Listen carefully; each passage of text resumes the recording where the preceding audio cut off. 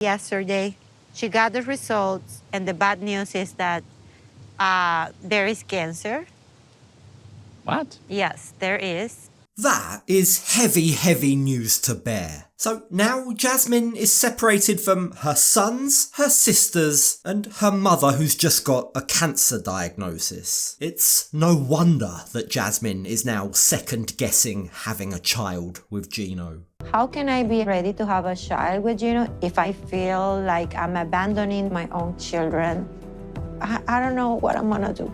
Now, before we get to Gino's interesting way to distract Jasmine from all of her troubles, let's just rewind back to the start. So, the last we saw the pair, they'd finally reached a compromise. Jasmine agreed not to return home to Panama so long as Gino starts her visa paperwork ASAP. And Gino has also relented and agreed to hire an immigration attorney to check over the paperwork that he fills out related to her kids' immigration. So, long story short, for the first time in a very long time, they seem to be in a relatively healthy place. And as Jasmine takes her dog Coco out for a walk in the park, she tells us that apparently even after all this time together, there are still new things that they're learning about each other. He loves to meet people. Especially men. He has an attraction. I talk to the vet.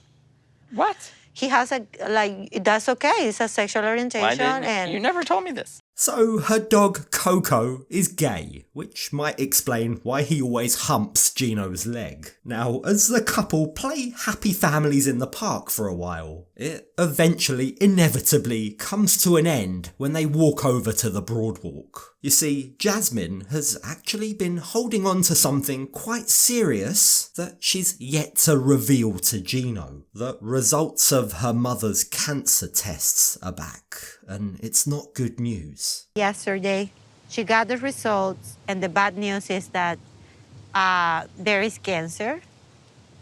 What? Yes, there is. So the last we heard, Jasmine's mum was undergoing a series of health tests because she hadn't been feeling well recently. In fact, as you probably recall, it was actually her mum's health issues that triggered Jasmine to go and see an immigration attorney in the first place. She wanted to find out where she stood and how quickly she could go and visit her mother. But even though she discovered that won't be possible for at least a few months, fortunately, her mum's situation isn't as bad as it could be. The good news is that it is at a super early stage.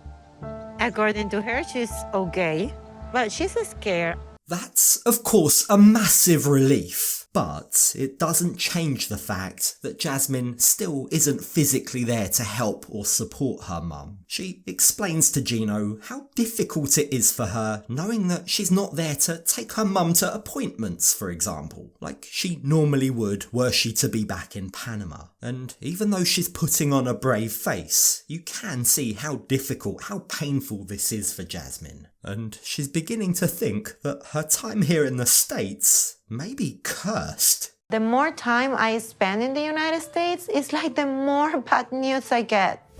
It has just been a nightmare. Now, Gino comforts his wife. He reminds her that early detection is a great sign, and of course medicine has come a very long way. He opens up about his own mother's cancer diagnosis back in 1977. Back then, Gino says, the doctors didn't really know what they were doing. His mum, quote, never really had a chance, he says, which is really heartbreaking. She didn't have a chance. Like, I remember going to the hospital, seeing her sick in the hospital.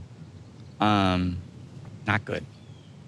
And she passed away from it, right? But Jasmine's mum, by comparison, has the benefit of early detection and the advances of medicine. She's in a good place, Gino tries to reassure Jasmine. But the thing is, knowing it and feeling it are two very different things. Jasmine has a lot on her mind right now. She admits that she's never felt as depressed as she's been feeling recently, and in what's an uncharacteristic amount of empathy for Gino, perhaps caused by the fact he knows he's had a large role to play in how down she's feeling lately. Gino vows he's gonna do whatever it takes to help and support her. Yeah, it hurts me to see Jasmine in distraught and in so much pain. And I'm going to be supporting Jasmine for whatever she needs. It's not a fun thing to go through.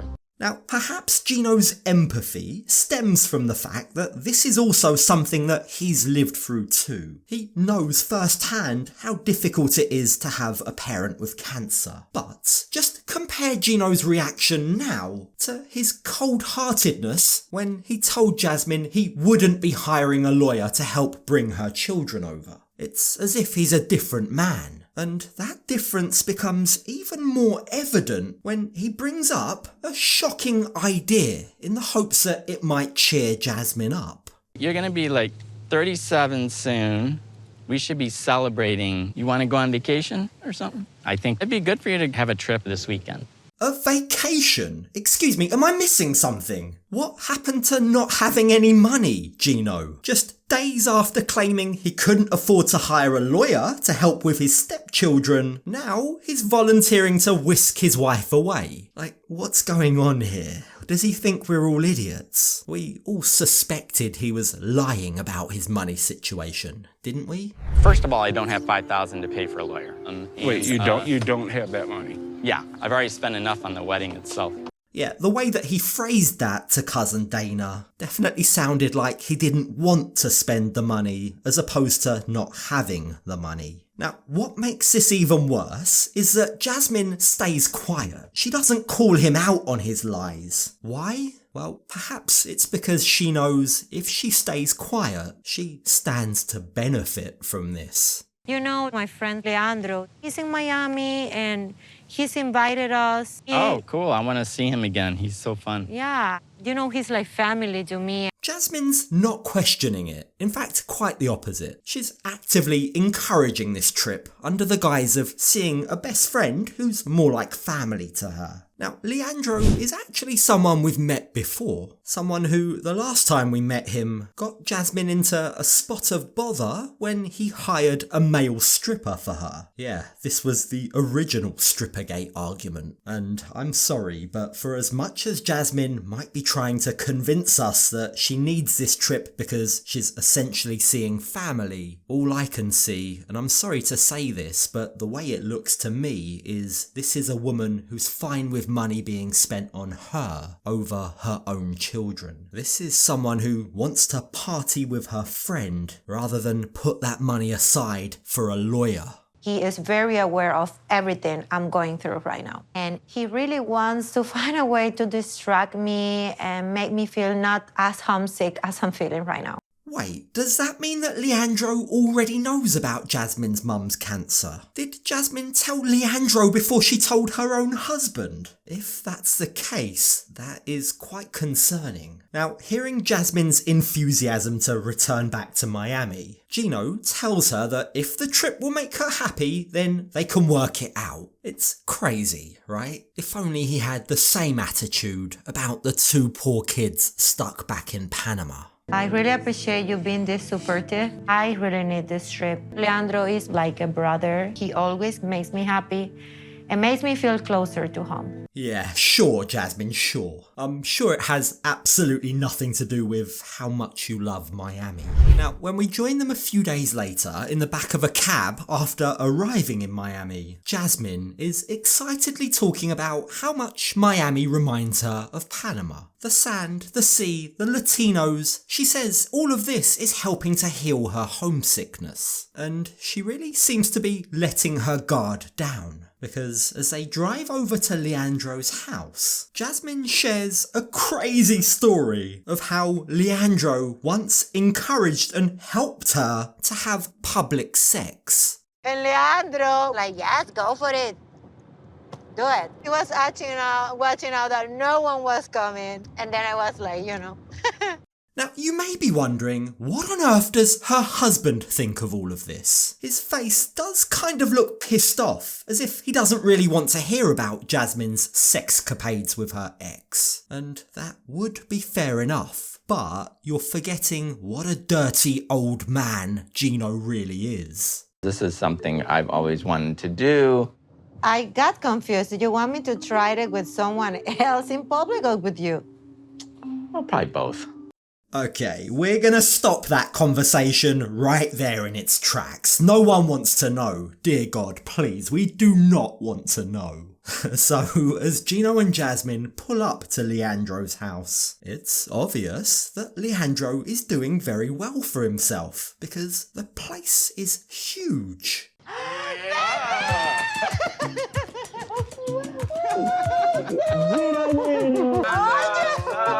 How you doing? Leandro's all smiles. He's thrilled to see Jasmine, and he reveals that the pair have known each other for 5 years. He immediately pops open the champagne, and honestly, it seems like he's living quite the life in Miami. He seems like a great host. He seems like the life and soul of the party. So it does kind of make sense why Jasmine would want to see him when she's feeling down. But that doesn't really excuse it, does it? Now, as Leandro shows them around this villa, a villa that he's apparently rented, Jasmine can't contain her envy.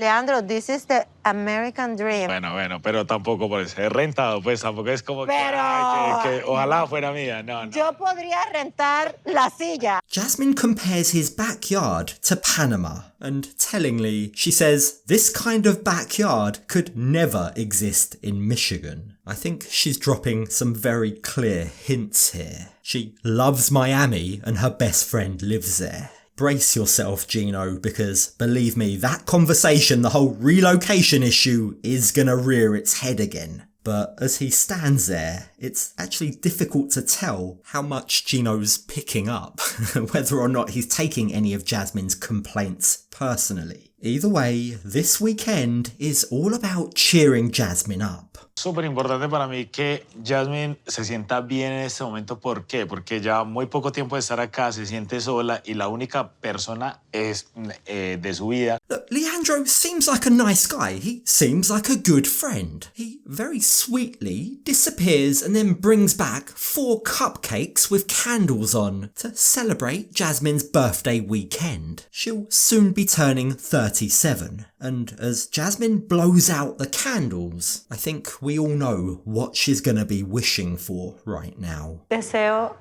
que mis niños estén conmigo y con Gino lo más pronto posible acá en los Estados Unidos. Don't worry, the irony isn't lost on me that Jasmine is wishing for her kids to be with her on a trip where the same money could have been put towards lawyers' fees. Now, it is only right and fair that I point out they have cut back a little. They're definitely saving money by the fact they'll be staying with Leandro rather than staying at a hotel. But given how deeply being apart from her family is affecting Jasmine, you've got to think that the money could have been spent better elsewhere. Va a estar bien. Even though I'm in Miami with Leandro and with Gino, I didn't know how lucky I was before. I spending a birthday with my family. Now, being in Miami with Leandro is making Jasmine realise all the things that she should be grateful for. She has a loving husband, although sometimes it might not seem like that. She's in the States, it's lovely weather, she has a very good friend in Leandro, and all of these emotions make Jasmine begin to tear up. It suddenly reminds her of all the other past birthdays that she spent with her family that she just took for granted. It's causing her to reassess exactly what she wants in life and what her priorities really are. How can I be ready to have a child with Gino if I feel like I'm abandoning my own children? I don't know what I'm gonna do. That is the correct feeling to have, Jasmine. If I were you, I wouldn't ignore that feeling. But, as we know, not having kids is a deal breaker for Gino. It's the main reason his previous marriage ended. So, it's going to be very interesting to see where on her list of priorities having a harsh, frank conversation with her husband is gonna lie.